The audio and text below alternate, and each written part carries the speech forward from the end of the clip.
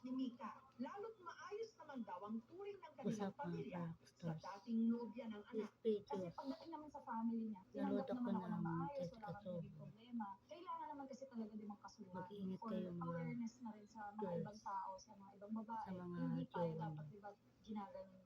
Nung during Sasaktan na lang kayo. nagsasorry siya sa akin, sabi ko sa kanya, ayoko na. Ayoko na talaga. Di ba Makinig kayo. sinabi ko naman sa'yo, once na talagang masaktan mo na ako, I ayoko was na. Sabi niya, ayaw niya. still Ayoko. protection Iniwan ko siya dito dun sa bahay. for you and Pumunta ako sa mga kaibigan ko. Doon ko for na pinost yung us. nangyari.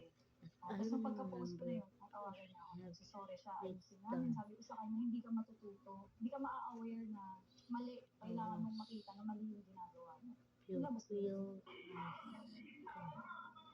Siyempre, nung nilabas ko yung video, nakita ng mga tao, magulang this ko, na done. hindi na daw normal. Gusto nilang mag-file ako ng case. Don't Kung magkataon, hindi ito ang unang I karelasyon na was kinasuhan ni Mika. Nagkaroon na nga ako ng experience before sa past ex ko. Kinasuhan ko siya ng vows.